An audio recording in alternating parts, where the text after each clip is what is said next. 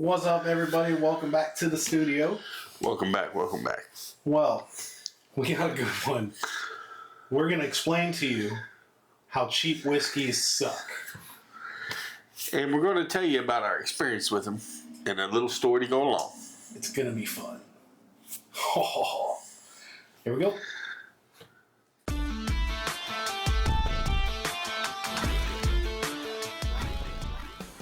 All right, so here we go. And in case you guys are wondering, cheap whiskey doesn't suck. We're definitely not saying it sucks. Some of the memories it gives you and some of the experiences might suck. We're going to start off with good old number 7. And you, sir, I believe, grew up on this. This is kind of my family drink. You know, everybody in my family always had Jack Daniels. You know, they always had beer and Jack Daniels. And so if you drank anything besides beer, this is what you drank. So all of us kind of grew up cutting our teeth on it. I was not... Let's put it this way. I've always loved whiskey. It came from the family. But Jack Daniels was not my friend for many years. It used to make me do some dark, stupid, some dark and stupid things. Maybe a little ornery, some might say.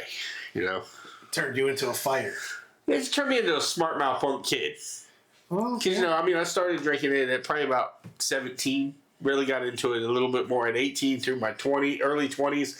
And about 21, 22, when I was actually legal to drink, I just kind of steered away from it and just went to just straight beer for years and years and years.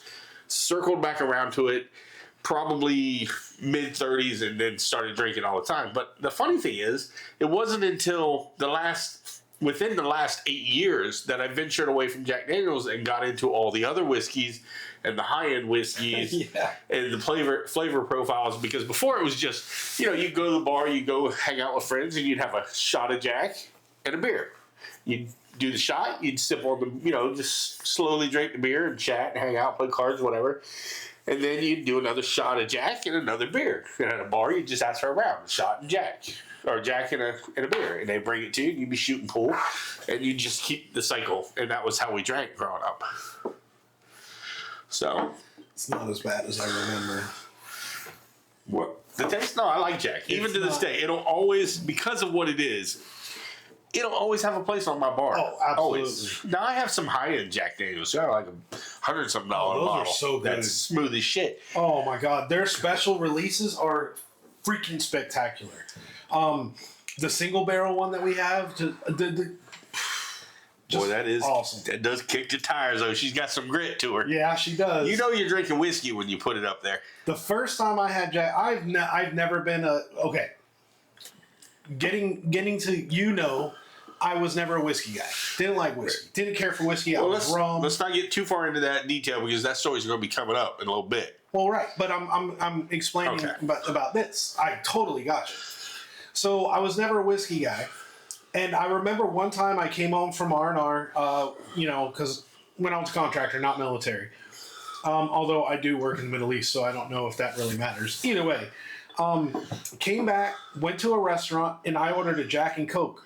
I don't even like Jack and Coke. I don't know why the words came out of my mouth. I didn't like Jack. I wasn't a whiskey drinker. I wanted a rum and Coke. For some reason, I said Jack and Coke. Waitress comes, brings me a Jack and Coke, and I'm like, all right. And I sipped it, and I almost spit it out. I was like, what is this shit?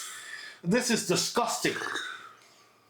Well, one of the things most people, I guess not most, I guess a lot of people I've talked to growing up, now maybe a lot of people get it, I don't know, but they don't realize that the minute you put whiskey in Coke, it makes the Coke flat. It's instantly flat. So It's a really weird, and it's got a very distinct, you can tell when whiskey is in Coke. There's no denying it, especially Jack, because Jack already has a very Tennessee, Tennessee whiskey has got its own bite and own thing to it, and which is probably part of why I love it. Now I've got some horror stories on me and old Jack do. Horror stories. Well, at least to me they are. Now I remember my first horror story with Jack Daniels. I just turned 18. I went on a road trip with my parents to Ohio, where we grew up, and we had since moved to Florida. Ohio sucks. And it's done. But I don't want to live there, but I love it. Anyway, I went to some friend's house. My parents went to my cousins and side of that my dad's side of the family because one of my cousins was getting married. Well, the car broke down. I wasn't able to go to the wedding, so I wound up just hanging out at some friend's house. And those are really great. I hadn't had Jack, other than here and there, from 16, 17 I started, but I wasn't heavy. So that night I decided, I had never drank with these people. I was going to put it on. So we started with some beers, moved into dusting off an entire bottle of Jack between a couple of us, few of us, and I woke up. Now, this is in rural Ohio. There's no indoor plumbing. I mean, you're talking outhouses and what they call the shit bucket in the closet. I swear you just said you weren't going to tell this story. I know. But what the fuck, man? I have no shame. I grew up with some interesting shit. Anyway, this is the horror story. And I got so drunk that I passed out. Well, apparently, I was afraid I was going to get sick. So I hugged up to said shit bucket. And now, what this bucket is it's winter. You can't go outside, trudge all the way there. So they just poo-pee in the bucket, and then you dump it in the morning or whatever. So I'm hugged up to this bucket.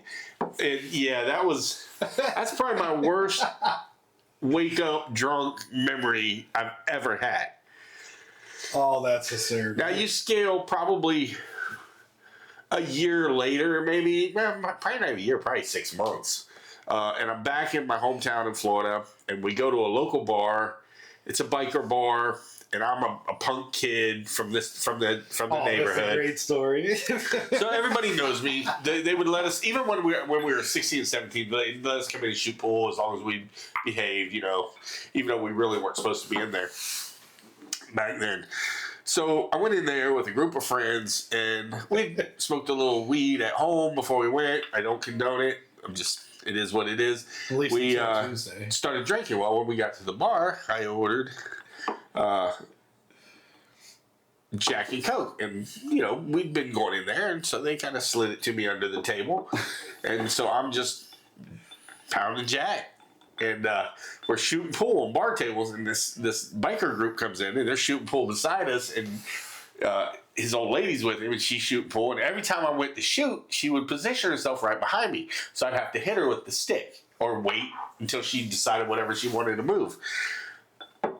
So I kind of had words, and then the biker come over, and I said, basically told him his girlfriend, wife, whatever she was, looked like a dude. And probably should have had my ass just stomped, but they didn't. They were the mature ones that night, and they let the drunk kid leave with all his teeth and no broken bones.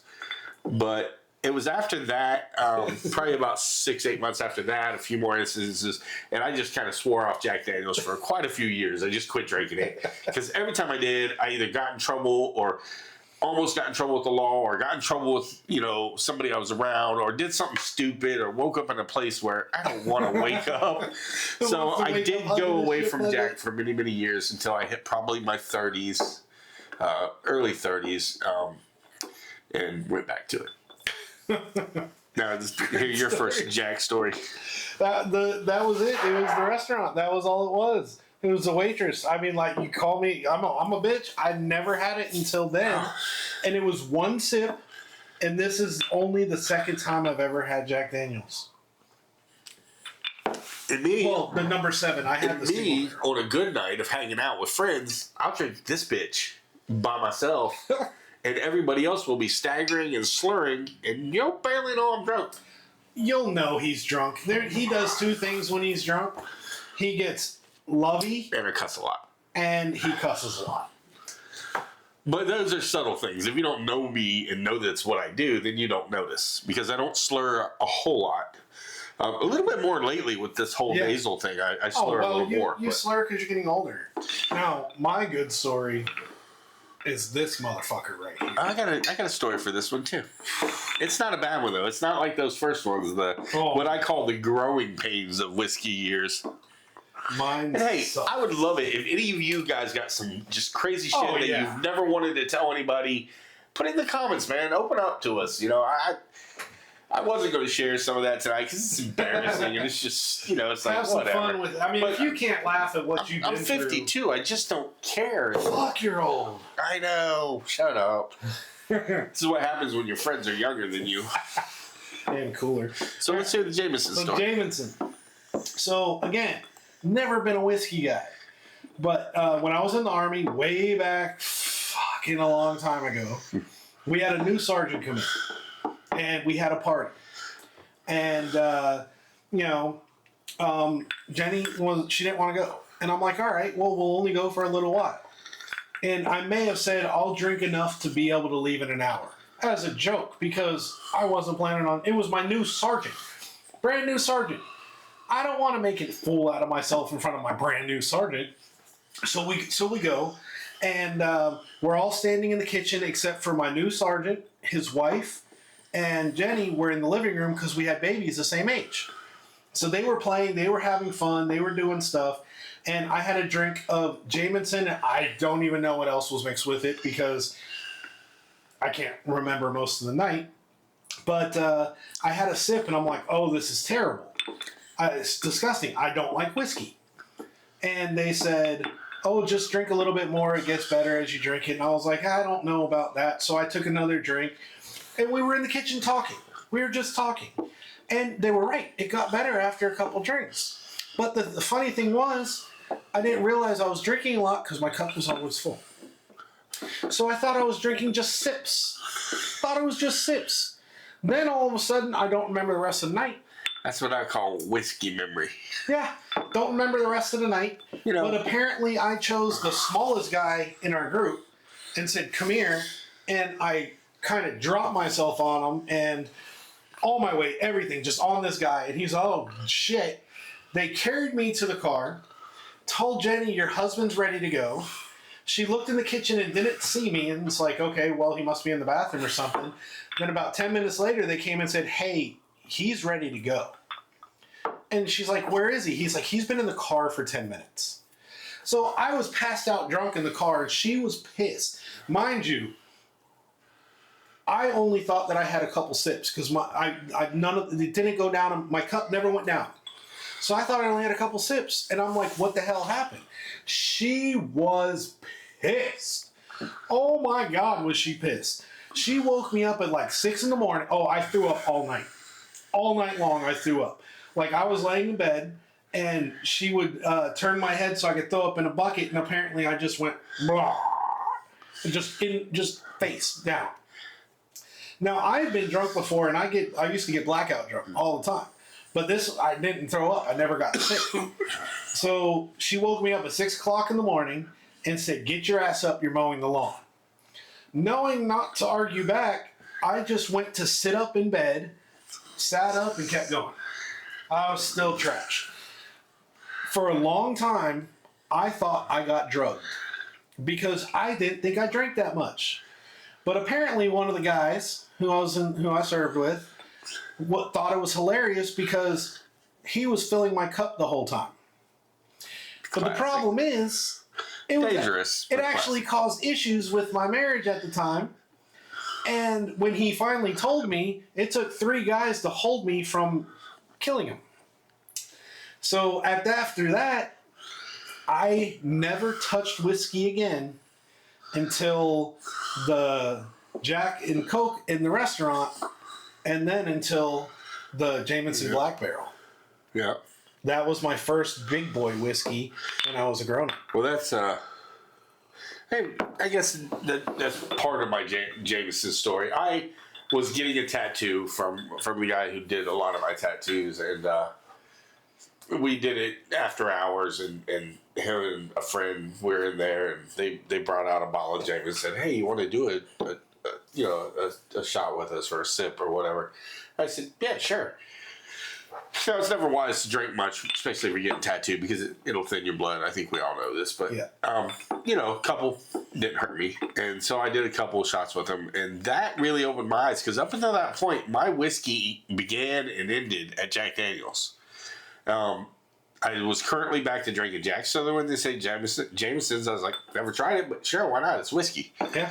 And loved it. and said, "There's a brand new world out there. I have to get involved in." And that's when I started going down the whiskey trail of everything else. Now, don't get me wrong. Actually, I kind of lied. Before Jameson's, I had actually had some Crown, but usually with Coke, just Crown and Coke. I never really drank Crown by itself.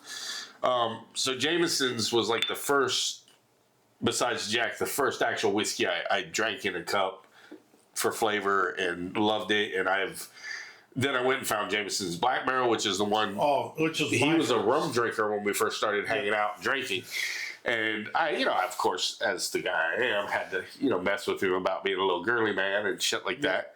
So he agreed to drink whiskey with me. And I mean, now don't get me wrong, it took him all night. And he never even finished the cup. I don't think I did. He did not finish it. But he sipped on it off and on for the entire night. And I hated every second of it. And he said, I won't drink that. I will never drink whiskey. I don't like whiskey. It's icky. And you know what he did with his big brain and his way he is? He went home and he researched whiskey and he got into the history of it and started learning about it. About how and then he's all like, of them taste different. holy shit, I want to try this again. So he went and bought some for himself and tried it at home.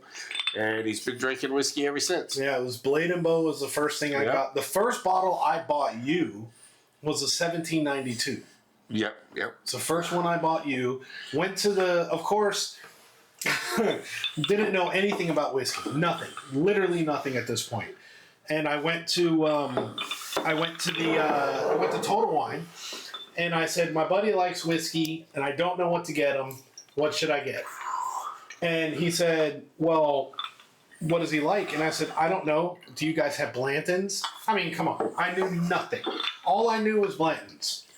And he said, no, but I have this. This is good. And it was a 1792. And at this point, you were drinking either the Jameson Black Barrel or... Woodford Reserve. No. It was before that. Monkey Shoulder. Monkey Shoulder. Yeah. So I had Woodford Reserve, but you didn't know about it. I had no idea. Monkey Shoulder was another one. I went through a big craze with that right after Jameson. Which is actually the second one that I actually liked. And it's a citrusy whiskey, in my opinion. I get a citrus note out of it. It's citrusy for me, and too. I absolutely love it. And I don't keep this on the bar. We just happen to have that. A gift. His ex, my girlfriend, her brother brought it to a party, and we just, it just stayed. And but I do keep a bottle of Jameson Black Barrel on the bar all the time. As soon as it's empty, re-up it. Same with Jack, same with anything else. Now, this one, if I remember right, Crown Royal, just the original. You've never had this. I've never had Crown Royal. So this is a first for him right here tonight. Right here. I have had this with Coke for many years and thought this was like a high dollar whiskey. Then found out it's like $21. It's not even that expensive. And I drank it without the soda and realized I have since tried about 3 or 4 different Canadian whiskeys. I'm not a fan. I don't like it. I don't like their flavor. I just don't care for it. I don't know. I haven't tried enough. This will be my first Canadian whiskey. We have a brand new Canadian rye a viewer suggested for us to try that we got. We're going to try that on another video. Stay tuned for that. But everything that I've heard about Canadian whiskey is Canadian whiskey isn't great, but their rye is amazing. It's like whiskey water. Is what it is. It's whiskey flavored water. It's very, very mild, very watery. God, it's sweet as hell. It's very watery compared to some of the others. It's very. There's no throat hug. There's no warmth. It's like. And when you drink it, when I used to mix it with Coke, it always made it have a very strong vanilla-y Coke flavor to me, and I don't like vanilla Coke. 80 proof. So it was never my thing. Blended Canadian whiskey, 80 proof. It tastes 80 proof. And to be honest, the only reason we even have this on the bar, which I'm not opposed to having it on the bar, because I have other friends who love it. Yeah, people love Crown and Coke. So I think some of it's because they just don't know any better. It's just they've always heard Crown and Coke, so they just ask for it. Oh, that's so sweet. I get this for Christmas from some of my vendors a lot. Like they'll give me a Christmas gift, and this is what they'll choose. It's not bad. It's extremely watery. Super. It's like candy whiskey. It's super sweet with nothing. That's all I'm getting from it. I can see why it's good in Coke. It's got this little aftertaste I don't dig. which I've noticed in like Canadian Mist and some of the others. Yeah, it's like a. I don't even know how to explain it. Yeah, it's like a dry metallic or something. I don't like it, guys. Not a fan. It's way too. Coming from the guy who only drank rum and likes old fashions, it's way too sweet with nothing else. I don't like it. But maybe with a Coke, I might have to try it with a Coke because everybody that I know who drinks it does it with Coke. So now there is one more crown I would like to try because, it may taste horrible, it may taste good, I don't know, but I've seen it advertised and it just looks so delicious. May or may not be the blackberry one. I want to try the blackberry. I would love to try that, and like mixed with like a Sprite or something. Yeah. I think that could be pretty far out. Yeah, but who knows? The two that I want to try, the blackberry one, because people swear by it. The other one is there's like a $300 apple. It comes in like a gold bottle. Here's my thing. I'm not paying $300. I want to try the blackberry one because it looks that appetizing. Yeah. I don't really like flavored whiskeys like cinnamon or apple or honey. I can drink them, but I would much rather just whiskey. The only exception that I have for the flavored whiskeys, and this is going to sound weird, it might sound weird, I don't care. I love it, especially during the holidays, is Conor McGregor's whiskey. Oh, the Proper 12. The Proper 12, he has like a candy apple. Everybody that comes to the house and drinks that mixed with Sprite absolutely loves it. My favorite thing to do is to drink that with the maple, or not the maple syrup, the brown sugar one. The weird one, yeah. Yeah, we have like... I don't even know what the brand name is. I don't even know what it's called, but it's like brown sugar. And when you mix them, it tastes like apple pie. I thought it might be good to put that as like a base for a sauce for like a ham or some turkey breasts on the smoker, and then put that on a salmon. Maybe that's what I thought it might be. Is a good like sauce platform to build. Might have to try that, but we haven't done it yet. Yeah, we tried the one time we tried a whiskey. We tried Woodford Reserve on the brisket and with the mac and cheese. It was great with the brisket. The brisket was great. It was not good with mac and cheese. Nobody loved it. It was either something that you loved or hated. So, producer guy, when are you going to become our third panel? Yeah. Start joining us live on the show. I don't like drinking. You got to grow your beard. Yeah, that's because you did. That's because the last time you did, he should have did his Jack Daniel's story. Yeah, should have told. I totally forgot about it. And he can't even smell it now. No. It was the day after my wedding. I got utterly annihilated at my wedding. Yes, you did. Just smashed. Oh, we got to do stories from the wedding one of these days. Every single time that I hear a story about the wedding, every single time I hear a new story. Yeah. People could be making up stories for all I know, and I would never know because I don't remember most of the night. There were some good stories that night. But the next day, as I guess revenge, my cousin, who's his second cousin once removed, whatever it is, I don't understand it. But they're the same age. They family. Yeah. A little older. Cousins, like a year. No, he's like 4 years older. Is he really 4 years? Yeah. Oh, wait, yeah, that's right. I don't know what I'm talking about. Well, he's like 3 years older than me. Yeah. A little older than JJ. Yeah. Totally right. I totally knew that. I don't know what the heck wrong with me. So, we were all over at the Airbnb that they were renting. He came down from Virginia to come to the wedding and spend time with us. And I was not drinking this night. And also something strange, except for the one Jameson story, I don't get hangovers. I don't get them. I think it's because I'm well hydrated. I don't know. Maybe I'm just lucky. I don't get them either. So the day after my wedding, I was utterly smashed. I can't explain. Is there a better word than smashed? Annihilated. Inebriated. I was completely out. Quit early. Quit. Yeah, I drank a lot. And you kept going. You didn't stop. Oh yeah, I drank a lot. The producer. So just to break it down a little bit, it was 2020. We were supposed to get married in May, but I was stuck in Iraq because of COVID. I couldn't get home for the wedding. So we had to keep postponing and postponing. We had to cancel our first venue, and I didn't get home till August. Well, the year before, I even said, I'm going to get smashed at the wedding. My plan is to get drunk as hell. And I didn't hold back. I didn't lie. Everybody knew it, and I succeeded. Yeah, I'd say probably within 10 minutes of the end of the ceremony, you were hammered. I had a couple drinks before, but I wasn't bad But yet. back then, even more so than now, and even now, he's not a heavyweight drinker. Oh, I am a super Like, lightweight. Like, he'll get there faster than the rest of us. Which is fine. You just gotta, you just gotta try to keep him going slow at first while you drink a little heavier than him, or he'll get there way before you. But I kind of enjoy it when he gets there first, because then it's just good times for me to watch him. I'm so drunk. Oh my God, where's my pretzels? Yes. But anyway, back to the story. The next day, Sean had stolen Yep. my bottle of Jack Daniels. He just took it. He took it without any acknowledgement or noticing. No. But behind my back. But here's the thing: it wasn't only Sean. My brand new wife, her sister, my cousin, who I don't think ever drank even before that. He drinks now, but not. And my son all got obliterated.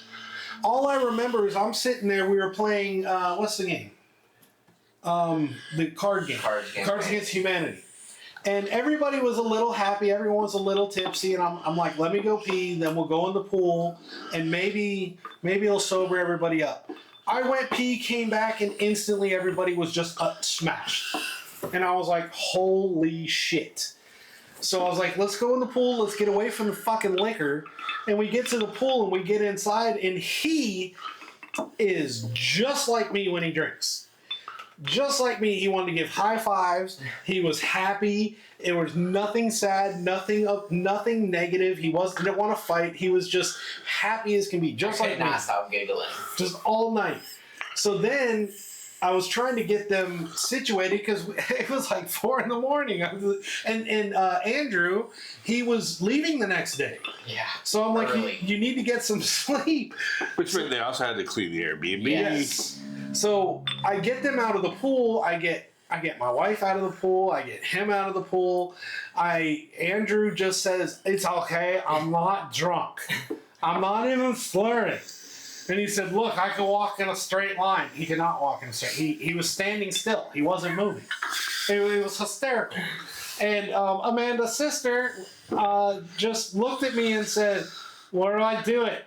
And I said, where do you do what? And then she just started throwing up.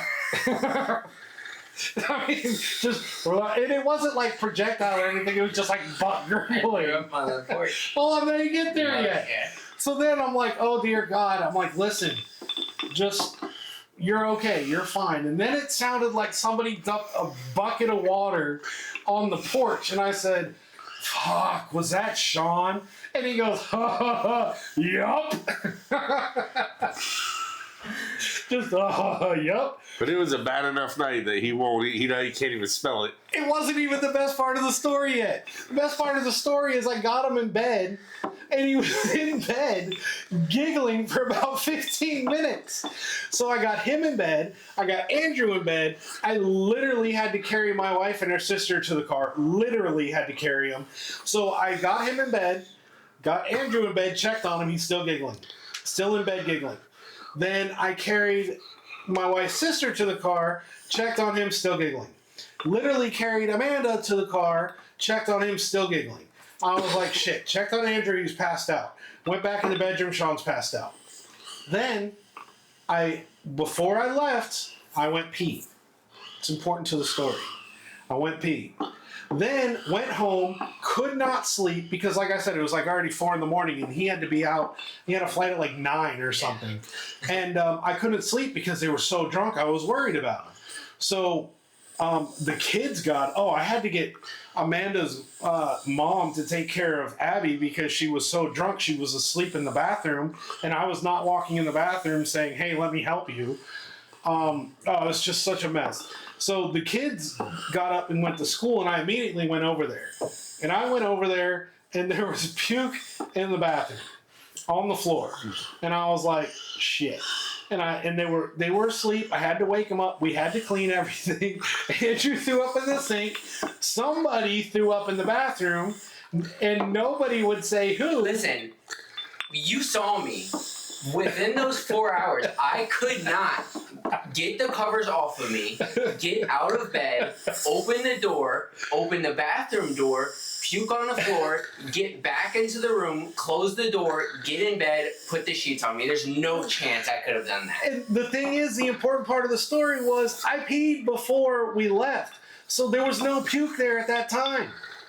But there was when I came back. Andrew had his own bathroom. It doesn't make any sense. But there's no way I could have made it to the bathroom. Unless a homeless guy came in and puked on the floor. It had to be one of you. The door unlocked. No, it had a keypad thing. It locks automatically. It had to have been one of them, and neither one of them knew who did it.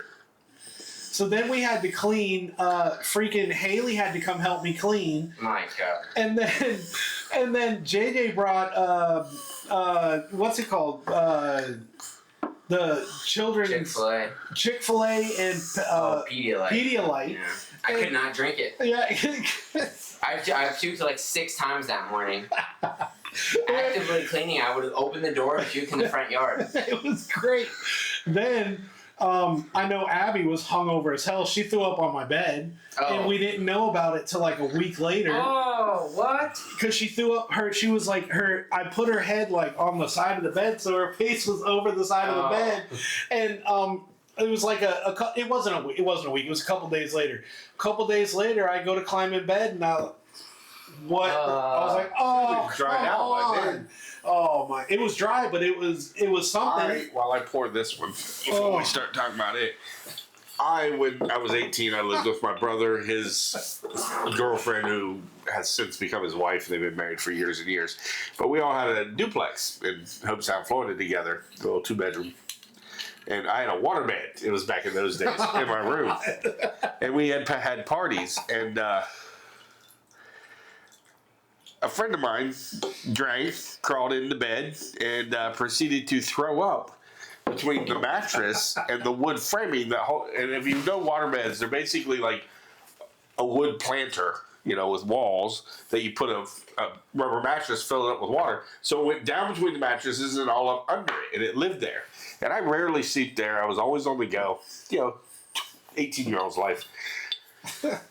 And never thought about it. And then a couple months later, a buddy of mine, or a friend of mine's parents, decided they would buy the waterbed. We were moving. I wanted to sell the waterbed. Oh, no, we were moving. My brother and his girlfriend were moving out. We were bringing 2 girls and another guy in to rent. And us 2 guys were going to share a room, so we needed single beds. And the 2 girls were going to share a room. Because we're all friends, but none of us were together. So I sold the waterbed to some church friends of my parents and of ours, and it was her parents. And they show up, and we're dismantling this waterbed after I've drained it. And we fold the mattress over to fold it up so they can carry it out. And there's this Lake-O dried puke all under the waterbed mattress. Oh, what those poor people probably thought of us. Hooligans. Living like stupid idiots. Anyway. So what's this? So this is Old Forester 100. So my favorite whiskey right now, like no comparison, is Old Forester 1910. That is my absolute favorite whiskey. We just did a blind, and it was the one. This whiskey is as close to perfection as 1910. I find this to be it can compete with anything. It can compete with 1910. It can compete with 1920. It can compete with things in the $50, $60, $70 range. And it's like $22.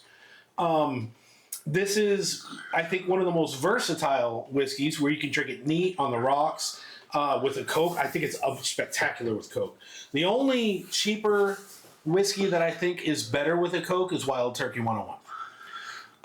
But this is 100 proof. It's like $20.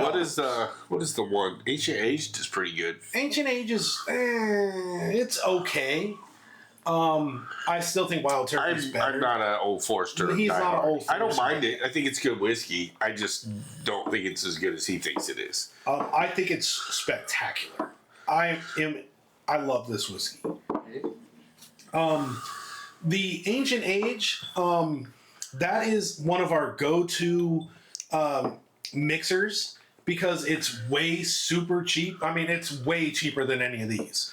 It comes basically you can almost only find it in Handle anymore, and it's like $18. It might be a little more. I'm not sure. And it tastes really good. It's really good tasting whiskey. Now, it's good for mixing. That's what we buy it for. It's not complex. You're not going to sit here and drink it neat and be like, oh, this is evolved and complex, and I taste this and that. It just is a simple whiskey, which when you're making mixers like with Coke or something like that, it's perfect. But this is just, I drink this neat. I don't, every once in a while I'll mix it with a Coke. Like if I'm having a cigar and I have to have it in a sippy cup that other people can't see that there's whiskey, like, not at home. See, other than that, I have a thing in my house at my bar is you can drink your whiskey any way you want. It's your whiskey. You bought it. You paid for it. Drink it however you want. But at my house, I buy whiskey specifically for mixing because I'm not mixing a $300 bottle of whiskey with Coke. I'm just not doing it. And you're not doing it. If you come and visit and you want to sip a Blanton's and you want to throw some soda water in there, go buy your own fucking Blanton's. It's not going to happen with mine. I don't care what you do with yours. You want to mix it with, some Sprite? Hey, that's on you. Or E.H. Taylor, just anything. Huh? Or give me a 20. No, just not. How difficult it is to get some of these allocated bottles? Sure. Not going to happen. Sure.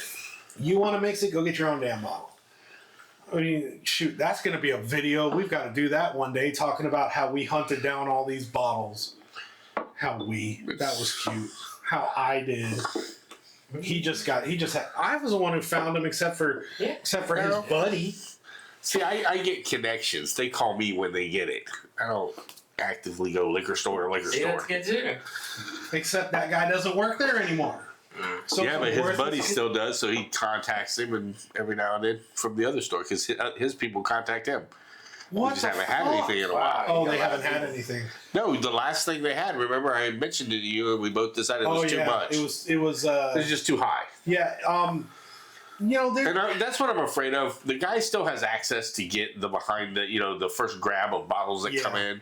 But the problem is the guy he does that with now wants to make a little profit. Yeah, and it's not. You start jacking up the price of it, then I can buy it myself online for that. Look, Florida's a secondary market state already, so you go into liquor stores, you're not paying MSRP for anything.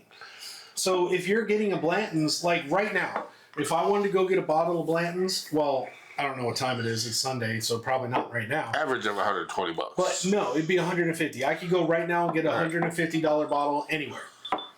I'm not paying $150 for Blanton's. It's just not worth it. We paid $120, I think, for the most expensive bottle we have, except for the gold. The gold, no, the most expensive he charged me $125. Okay. So those were the last ones. But the black inflation. The gold was the most expensive. We paid $200 for that. Gold one we paid $200, but that is gold, and that is closer to MSRP than anything. Honestly, it's like I think it was like $18 more than MSRP. I mean, it was very close. But I'm not going to be paying more than what I'm. I get it. There's a lot of people out there that don't like Blanton's. I don't care. We do. We like it. We collected it for the horses. Now every bottle we get, we just drink. We did it to get all the little different horse things. And I mean, there's a lot. And it was fun, to be honest. It's just an experience. It was a journey.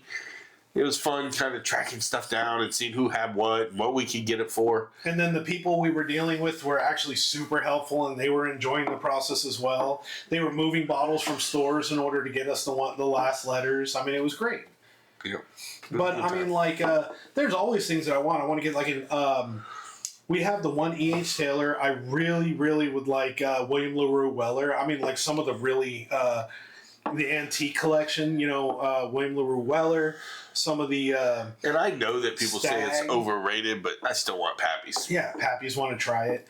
I'm hesitant to try some of the older stuff, like what's it like 25. Bourbon just doesn't work well for certain longer years. But I'd be willing to try it. I'm not willing to pay $5,000, $6,000, $7,000 for it. But one day, like, comment, subscribe, so that we can get the so we can get stuff up there so we can start making money off you guys. Sounds good. But yeah, so basically, when we talk about cheap whiskey sucks, it doesn't, except for Crown Royal. Fuck that. But cheap whiskey does not have to cost a lot to be good. This is my second favorite whiskey in the world. It's like $24 or something. It's incredible. Wild Turkey 101, one of the most versatile whiskeys on the planet, is like $24. Yep. Ancient Age, which is a perfect mixer we use it for all our mixers. We do it. I don't remember doing an old fashioned with it. But anything else, mixing with anything else, it's great. You got Old Number 7, which I'm shocked is as good as it ends up being. It's really good. Buffalo Trace, $26. Never forget where you came from. I mean, good whiskey, it doesn't have to cost a lot. So if you're worried about the only way to get good whiskey is to spend $200-$300, stop. There's lots of good whiskey for a great price out there. Cheap whiskey doesn't suck. And that's the moral of my story. That's it. And you get some great fucking stories from it. So, that being said, like, comment, subscribe. Tell us some of your stories. Tell us some other cheap whiskeys that are incredible. And, shit, we gotta make a show about them too one day. Ring that bell and check us out next time. Peace out, everybody.